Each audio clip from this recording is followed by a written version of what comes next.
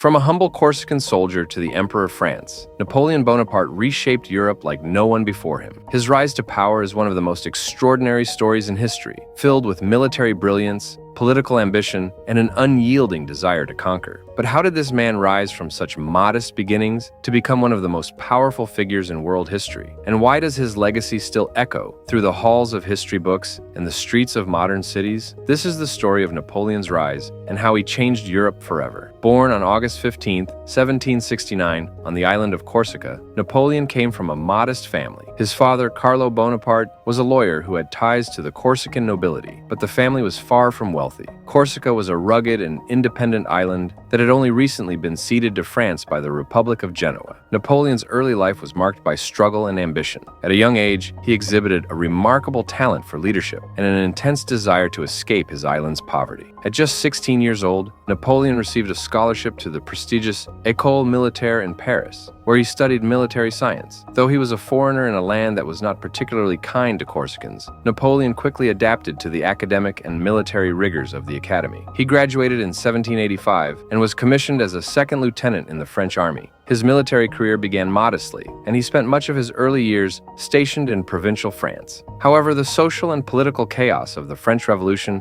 would soon open doors for Napoleon that few could have imagined. The French Revolution, which began in 1789, brought sweeping changes to the French monarchy, the aristocracy, and the very foundations of the nation. The revolution's leaders sought to create a new French republic, but the chaos it unleashed led to widespread instability. The monarchy was abolished, and King Louis XVI was executed. Revolutionary France found itself embroiled in conflict with several European monarchies, leading to wars that would define the next decades. Amidst this turmoil, Napoleon saw an opportunity for advancement. In the late 1790s, France was locked in conflict with Britain, Austria, and other European powers. Napoleon's military genius began to shine through in the Italian campaigns. In 1796, at just 27 years old, Napoleon was appointed commander of the French army in Italy. He led the army to a series of stunning victories, defeating the Austrians and their allies. His tactical brilliance on the battlefield earned him widespread acclaim and the adoration of the French public. Napoleon, once an obscure officer from Corsica, had become a national hero. Napoleon's success in Italy was only the beginning of his meteoric rise. His military campaigns brought him fame, but his political ambitions were equally as strong. In 1799,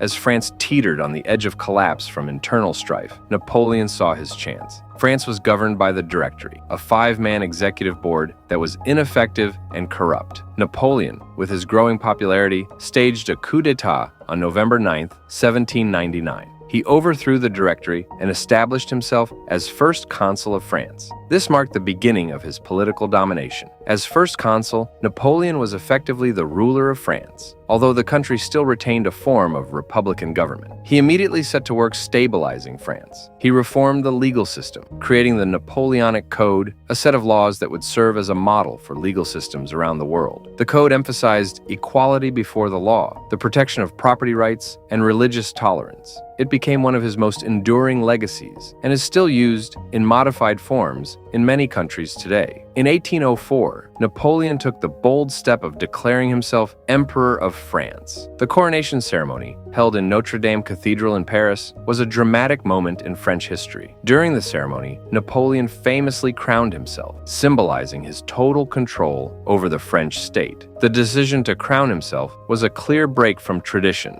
as French kings were typically crowned by the Pope. But Napoleon was not a traditional monarch. He was a self-made ruler, and his coronation reflected that. His rise to power was not by divine right, but by his own genius and ambition. Napoleon's reforms were not limited to legal changes. He sought to modernize the economy, improve education, and rebuild France's infrastructure. He established public schools, created a system of national banks, and worked to stabilize the currency. His vision for France was one of strength, stability, and grandeur. He understood that in order to maintain power, he needed to ensure that the country was not only militarily strong, but also economically and socially stable. At the height of his power, Napoleon Bonaparte's empire stretched across much of Europe, encompassing vast territories, from Spain in the west to Poland in the east, with his influence reaching even further across the continent. His military victories were legendary, and his strategic genius on the battlefield was unparalleled. Napoleon's greatest triumph came at the Battle of Austerlitz in 1805, a stunning victory that decisively defeated a combined Russian and Austrian army,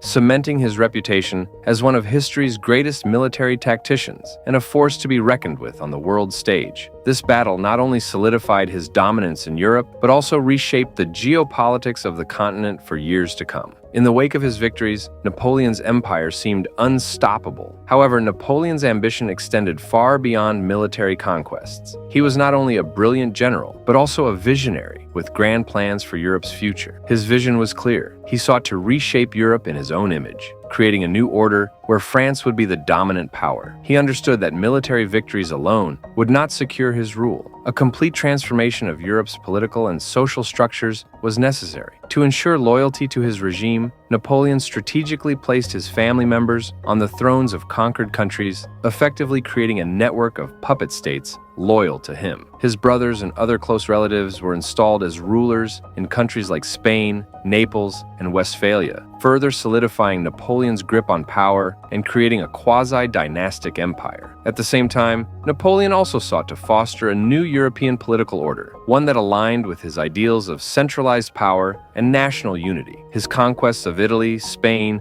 and the German states were part of this larger vision. Napoleon aimed to dismantle the old feudal structures that had governed Europe for centuries, replacing them with modern, centralized governments. This transformation was not just about France asserting its dominance, but about creating a new Europe where the principles of the French Revolution, particularly nationalism and the rights of citizens, would prevail. Napoleon's reorganization of Europe, though marked by conflict and upheaval, laid the groundwork for the nationalist movements that would sweep through the continent in the 19th century. One of Napoleon's most ambitious projects was the Continental System, a blockade aimed at weakening Britain by cutting off its trade with Europe. The plan was intended to cripple Britain's economy and force it to negotiate a peace settlement with France. In theory, it was a brilliant strategy that would limit Britain's access to European markets and resources. But in practice, the system proved to be deeply flawed. While Britain was indeed affected, it quickly found new trade routes with countries outside of Europe, particularly with its colonies in Asia and the Americas. Meanwhile, the Continental System alienated Napoleon's allies, many of whom were also affected by the blockade. Over time, the system eroded Napoleon's support in Europe and contributed to the eventual unraveling of his empire. Despite his military brilliance and the political reforms he instituted, Napoleon's empire began to unravel in the early 19th century. In 1812, he made the fateful decision to invade Russia, a move that would prove to be one of the most disastrous military failures in history. Napoleon's invasion was plagued by overconfidence, logistical miscalculations, and an underestimation of the harsh Russian winter. The Russian army, using a scorched earth strategy, retreated into the vast expanse of Russia, leaving Napoleon's army stretched thin. As winter set in, the French soldiers were decimated by hunger, disease, and the brutal cold. By the time Napoleon's forces were forced to retreat, the majority of his army had been destroyed. The Russian campaign marked a major turning point in Napoleon's fortunes, severely weakening his military power and leading to the loss of many of the territories he had worked so hard to conquer. The Russian campaign was followed by a series of setbacks that would ultimately lead to Napoleon's downfall.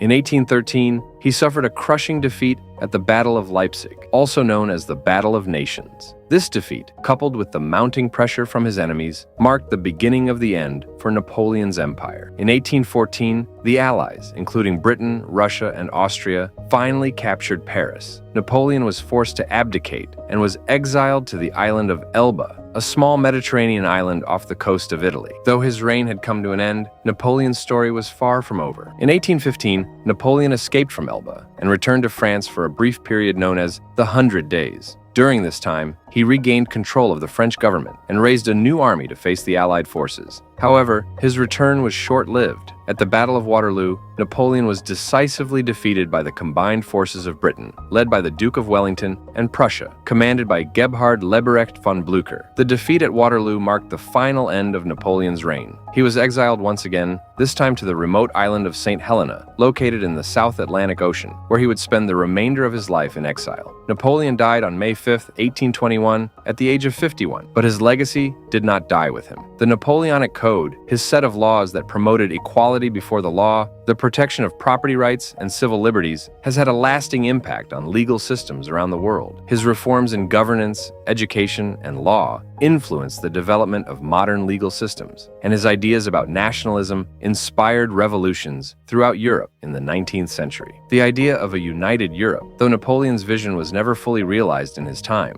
would influence the shape of Europe for generations. Napoleon Bonaparte was a man of contradictions, a brilliant military strategist who brought about political reforms, a conqueror who reshaped European borders, and an emperor whose ambition led to his ultimate downfall. His story is a testament to the complexities of power and the fragility of empires. Though his reign lasted only a short time, his impact on Europe and the world is immeasurable. His legacy lives on in the legal systems, political ideas, and even the national identities that emerged in his wake. Napoleon Bonaparte was a man who rose from obscurity to shape the course of history. His actions not only changed the fate of Europe, but also left a lasting imprint on the world. How do you think Napoleon's actions changed the world?